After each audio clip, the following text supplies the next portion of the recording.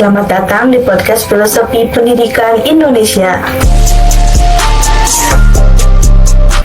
Sebelum kita melanjutkan ke topik pembahasan yang pertama, tentunya agak lengkap dong kalau gak kenalan dulu. Seperti kata pepatah nih, tak kenal maka tak sayang. Maka dari itu, perkenalkan saya Anissa Nurul Hakim. Saya merupakan mahasiswa PPG calon guru di Universitas Siliwangi tahun 2024. Dalam episode kali ini, kita akan membahas 4 topik yang sangat menarik. Mau tahu apa saja? Yuk simak sampai akhir. Nah, sekarang kita akan masuk ke topik yang pertama, yaitu manusia lahir, hidup, dan berkembang dalam kebenekaan tunggal ikaan. Tahukah kalian? Di dalam pengalaman berelasi, berinteraksi, berdialog, beraktivitas, dan memperjuangkan hidupnya, orang-orang Indonesia menemukan makna keindonesiaan yang kaya akan keberagaman atau kebenekaan tunggal ikaan loh. Apa sih yang dimaksud dengan keberagaman? Keberagaman merupakan pengalaman manusia di dunia, terutama di era global ini. Bagi orang-orang Indonesia, keragaman atau kebinekaan itu merupakan pengalaman yang secara hakiki membentuk identitas keindonesiaan.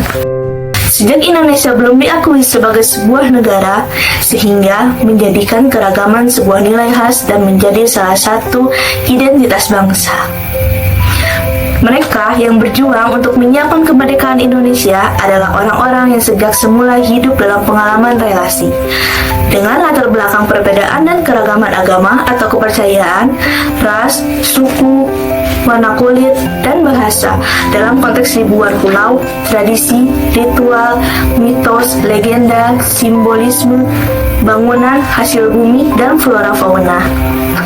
Mengapa demikian?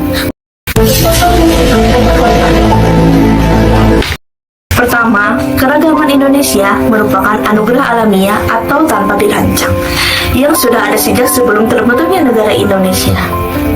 Dalam arti ini, keragaman merupakan kekayaan masyarakat Indonesia. Yang kedua, masyarakat Indonesia beragam dalam hal pengalaman hidup, budaya, bahasa, ras, suku, bahasa, kepercayaan, tradisi, dan berbagai ungkapan simbolik. Semuanya itu memuat nilai-nilai yang menjiwai dinamika hidup, bersama dengan corak yang berbeda-beda. Karenanya, di dalam nilai keragaman terkandung nilai-nilai kemanusiaan yang amat kaya, serta layak untuk terus digali dan dilestarikan. Dengan kata lain, keragaman merupakan nilai kemanusiaan Indonesia yang menjadi identitas bangsa dan budaya Indonesia. Nah, sekarang kita akan masuk ke topik pembahasan yang kedua, yaitu manusia Indonesia sebagai manusia Pancasila. Mari kita sejenak menilik ke masa lampau tentang keberadaan manusia Indonesia. Sebagai bangsa yang akan merdeka, pasti membutuhkan fondasi filosofis sebagai penegas identitasnya.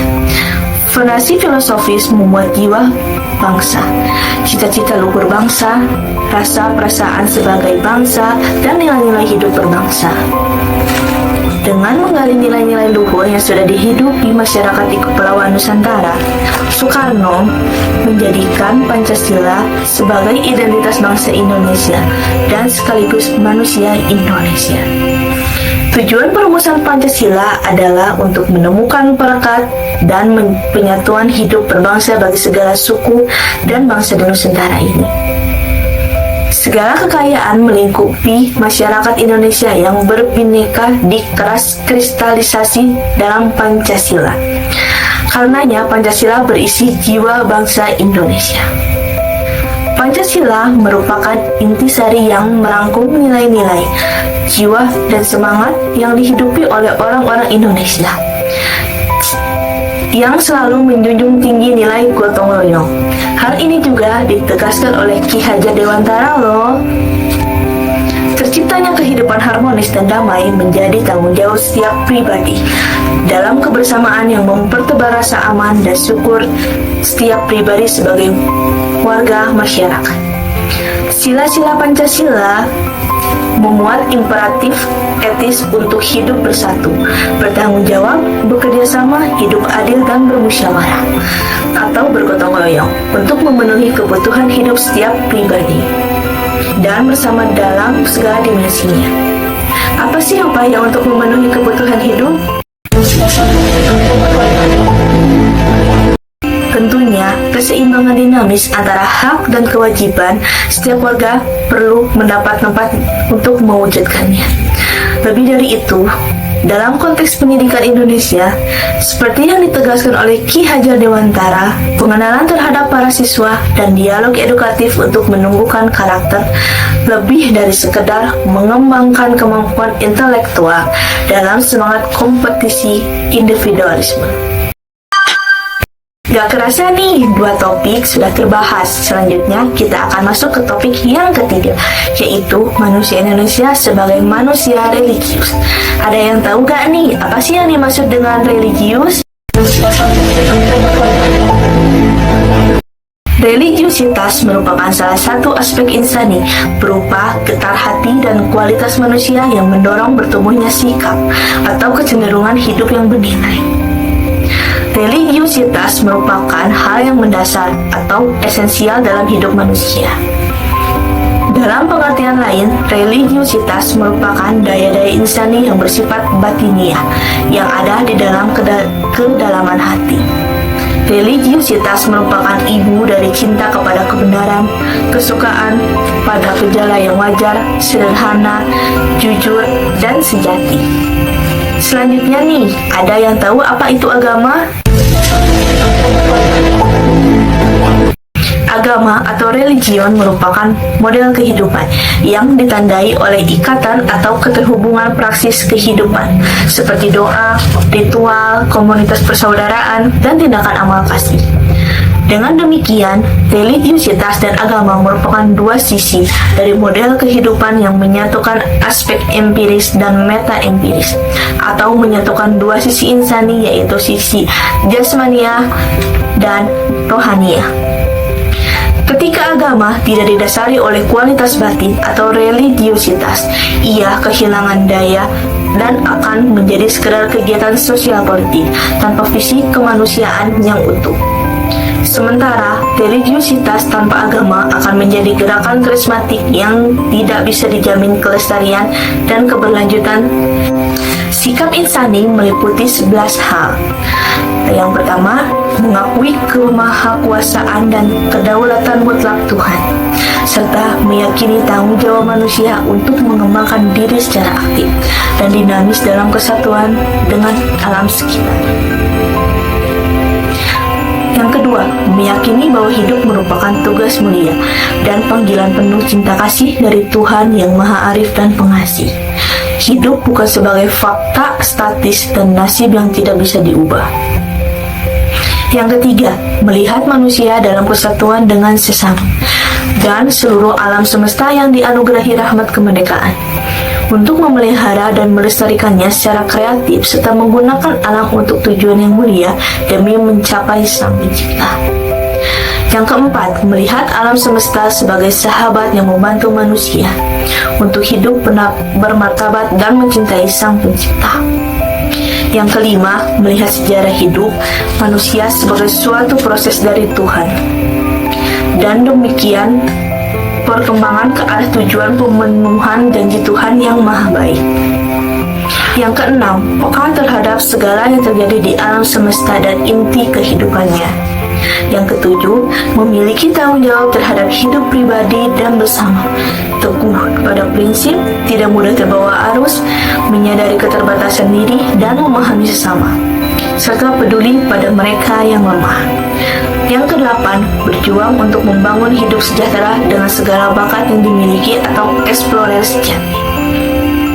Namun, menyadari bahwa segala yang diupayakan serta hal-hal material yang sifatnya sementara dalam proses mengalami Allah yang mengatasi ruang dan waktu atau mistikus.